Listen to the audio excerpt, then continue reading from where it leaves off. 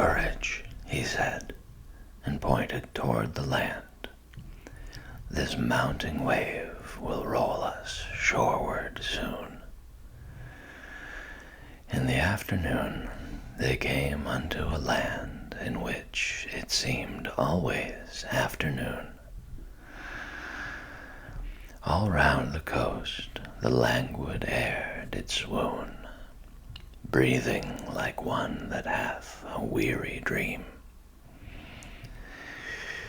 Full-faced above the valley stood the moon, and like a downward smoke the slender stream along the cliff to fall and pause and fall did seem.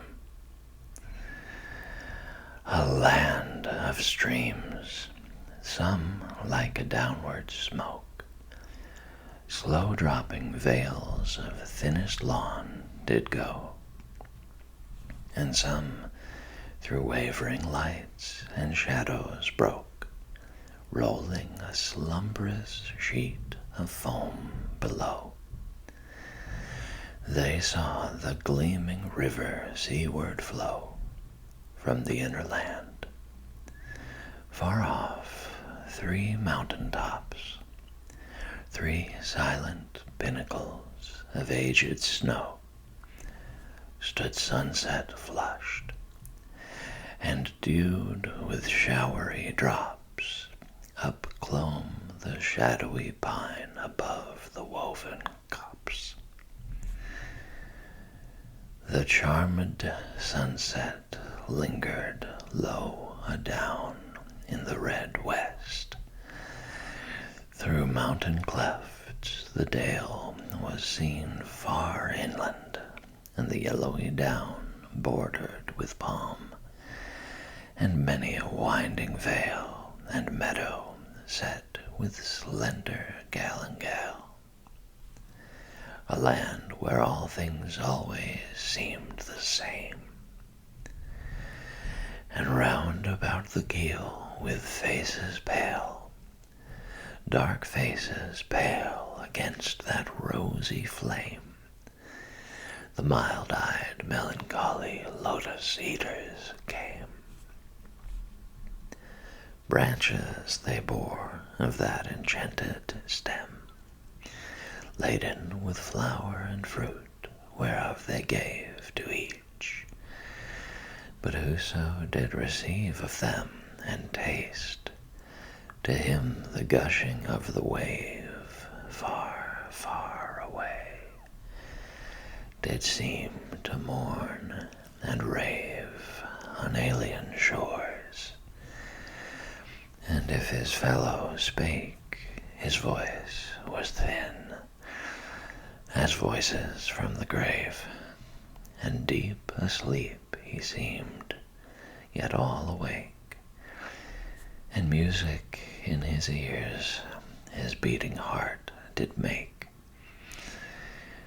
They sat them down upon the yellow sand, between the sun and moon upon the shore, and sweet it was to dream of fatherland, of child and wife and slave, but evermore most weary seemed the sea, weary the oar, weary the wandering fields of barren foam.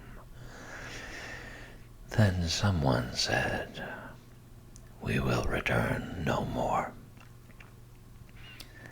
And all at once they sang, "Our island home is far beyond the wave. We will no longer roam.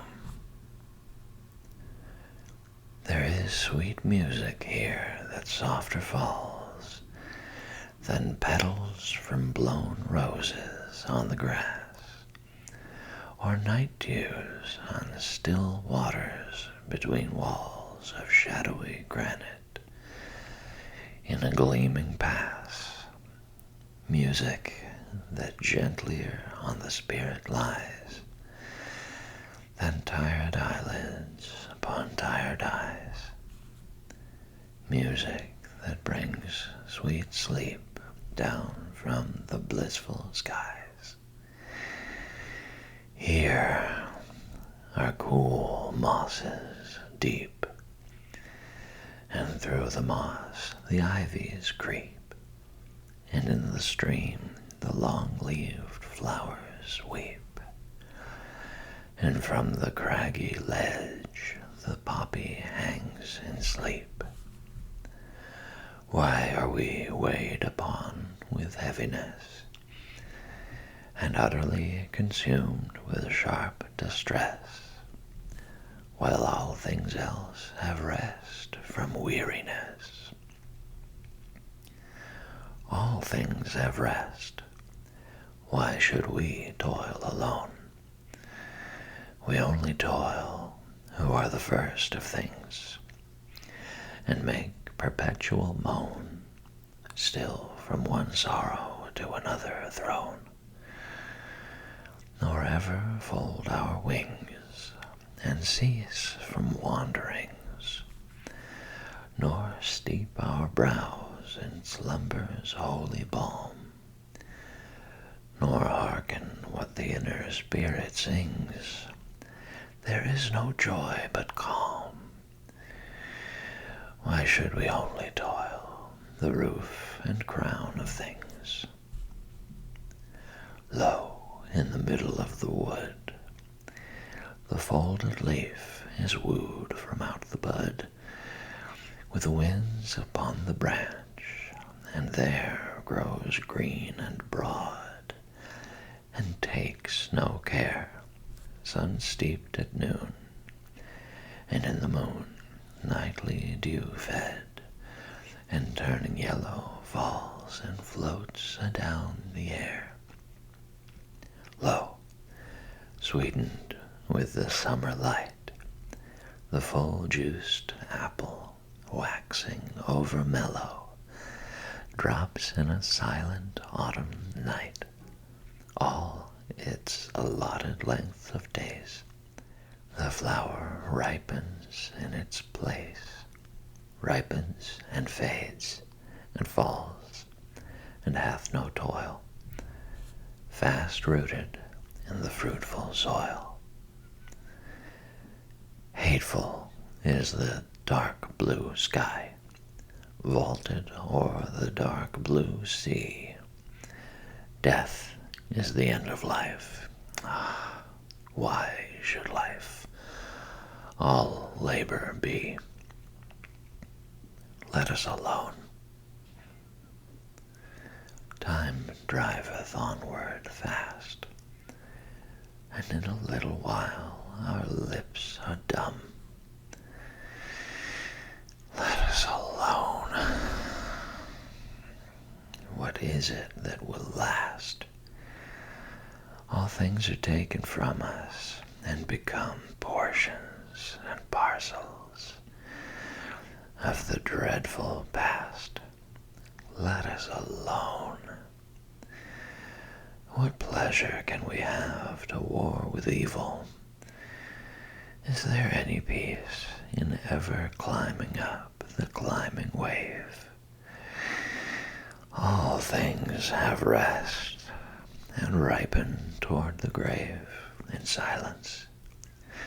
Ripen, fall, and cease. Give us long rest or death, dark death or dreamful ease. How sweet it were, hearing the downward stream, with half-shut eyes, ever to seem falling asleep in a half-dream, to dream and dream, like yonder amber light, which will not leave the myrrh bush on the height, to hear each other's whispered speech, eating the lotus day by day, to watch the crisping ripples on the beach,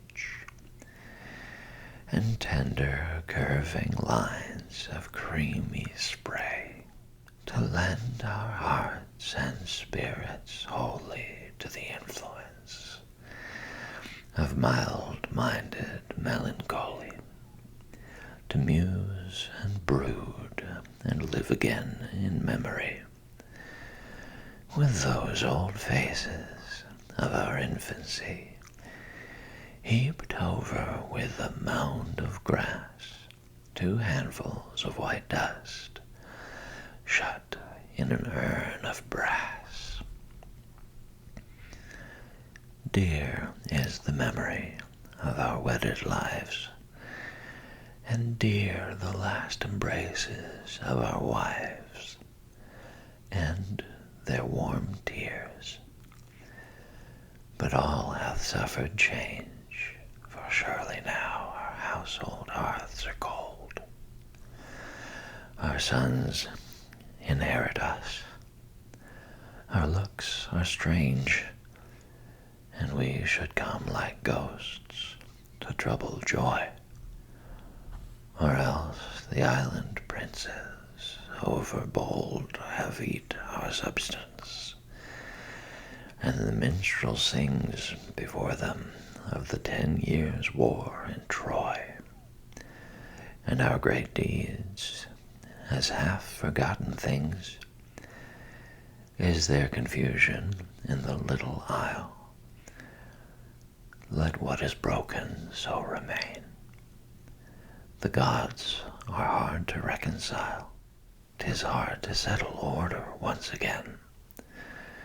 There is confusion worse than death, trouble on trouble, pain on pain, long labor unto aged breath. Sore task to hearts worn out by many wars, and eyes grown dim with gazing on the pilot's stars. But propped on beds of amaranth and moly, how sweet, while warm air lull us, blowing lowly, with half-dropped eyelid still, beneath a heaven dark and holy, to watch the long bright river drawing slowly his waters from the purple hill, to hear the dewy echoes calling from cave to cave through the thick-twined vine, to watch the emerald-colored water falling through many a woven acanthus wreath divine, only to hear and see the far-off sparkling brine,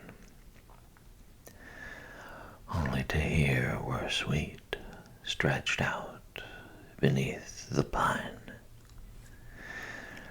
The lotus blooms below the barren peak, the lotus blows by every winding creek.